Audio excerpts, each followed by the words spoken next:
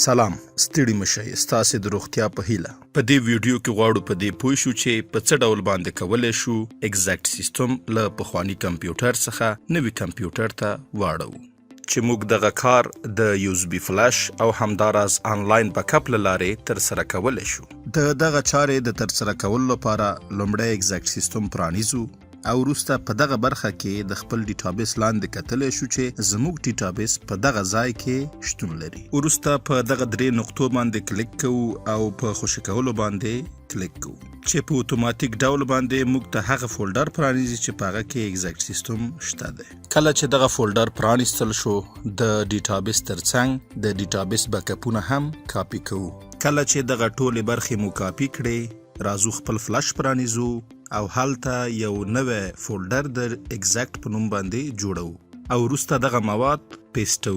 او که تاسې د ایکزاکت له فایلونو هم ګټه اخلئ، د دغه فایلونو فولډر هم خپل فلش ته کاپي کړئ. د دغه چارې د ترسره کولو لپاره لومړی په دس پی سی باندې کلیک وکړئ او وروسته د ډاونلوډ فولډر پرانیزئ. په دغه برخه کې کتلی شئ چې د ایکزاکت په نوم باندې یو فولډر شته. دغه فولډر پرانیزئ او وروسته دلته ایکزاکت فایلز کاپی کړئ او خپل فلش ته یې ولېږدوئ. کله چې دغه ټولې برخې مو کاپی کړئ، وروسته نوي کمپیوټر ته راځو او کله چې ایکزاکت سیستم مو پرانیزه، له دغه ځایه خپل د اړتیا وړ یا د خوښې ژبه ټاکو. وروسته مای کمپیوټر برخه پرانیزو، راځو خپل فلش خلاصو. کله چې فلش مو پرانیسته، د ایکزاکت په نوم باندې فولډر کاپی کوو. وروسته کولی شو چې دغه فولډر د سی ډرایو پرته په یو بل ډرایو کې کاپی کړو. د دغه چارې د ترسره کولو وروسته راځو ایکزاکت سیستم یو ځل بیا پرانیزو. وروسته د ډیټابیس په خلاصولو باندې کلیک کوو او کله چې دغه پاڼه پرانیستل شوه، راځو په هغه ځای کې چې موږ خپل کاپی شوی ایکزاکت فولډر پیسټ کړی و هغه پیدا کوو. کله چې دغه فولډر مو پیدا کړ، هغه خلاصو او پکې ډیټابیس ګورو. وروسته بیا ډیټابیس باندې کلیک کوو او په دغه ډول کولی شو چې په نوي کمپیوټر کې خپل ایکزاکت سیستم یا ایکزاکت ډیټابیس پرانیزو. کله چې ډیټابیس پرانیستل شو، په دغه برخه کې په فعالولو باندې کلیک کوو چې په دغه ځای کې موږ ته دا ښایي چې موږ په آنلاین ډول باندې سیستم ته ننوتي نه یو. وروسته په داخلېدلو باندې په دغه برخه کې کلیک کوو. کله چې دغه پاڼه پرانیستل شوه، په لومړۍ برخه کې خپل ایمیل یا برېښنالیک لیکو او وروسته پټ نوم یا پاسورډ هم ورډیرو. په پای کې په داخلېدلو باندې کلیک کوو او په دغه ډول کولی شو چې موږ سیستم ځان ته فعاله کړو. او که د دغه چارو د ترسره کولو سره بیا هم ستاسو سیستم فعاله نشو، تاسو کولی شئ د ایکزاکت سیستم له همکارانو سره اړیکه ونیسئ ترڅو په لنډ وخت کې ستاسو ستونزه حل کړي.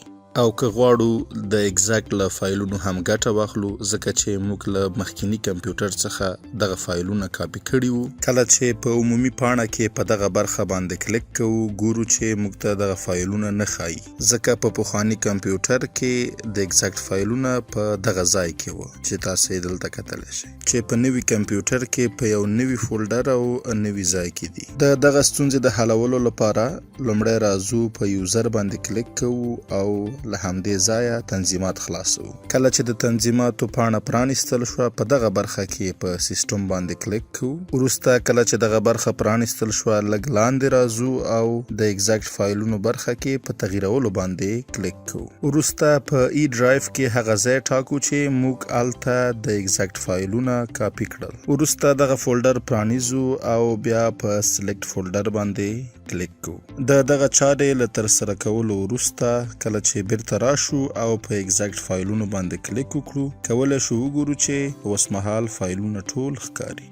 په دویمه برخه کې غواړو په دې باندې پوه شو چې په څه ډول باندې کولی شو له یوه کمپیوټر نه بل کمپیوټر ته په آنلاین بڼه باندې ایکزاکت سیستم ولېږدوو. د دغه چارې د ترسره کولو لپاره کله چې عمومي پاڼې ته راغلو، دلته پر لیکه باندې کلیک کوو. کله چې دغه برخه پرانیستل شوه، په سیستم باندې کلیک کوو او وروسته په بیک اپ پورته کولو باندې کلیک کوو چې په دغه ډول باندې کولی شو موږ بیک اپ واخلو. اوس راځو نوي یا هم دویم کمپیوټر ته او کله چې موږ ایکزاکت سیستم انسټال کړ، وروسته له هغې دغه سیستم پرانیزو.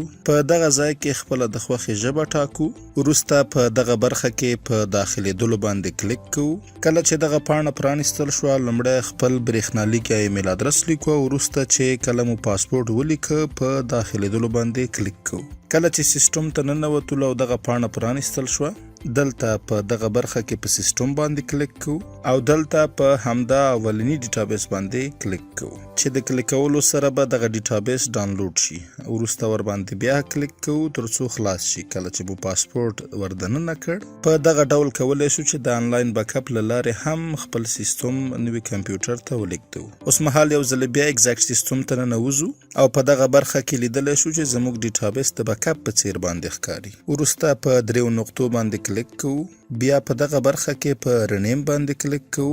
د نوم په پای کې هغه شمیره چې لیکل شوی د هغه پاکوو او په خوندي کولو باندې کلیک کوو چې د دغه کار له ترسره کولو وروسته کولی شو خپل ډیټابیس په لومړنۍ بڼه یا هم د ډیټابیس په بڼه باندې وګورو. همداراز کولی شو چې دلته په نښلولو باندې کلیک وکړو ترڅو زموږ ډیټابیس په اول سر کې وځړول شي او هیڅکله زموږ له وروستني لیدلو څخه لرې نشي. له پاملرنې مو ډیره زیاته مننه. که غواړئ چې په دې اړه لا ډیر معلومات ترلاسه کړئ د ایکزاکت سیستم له ټلګرام ګروپ، یوټیوب چینل او همداراز دغه سیستم له ویب سایټ څخه لیدنه وکړئ.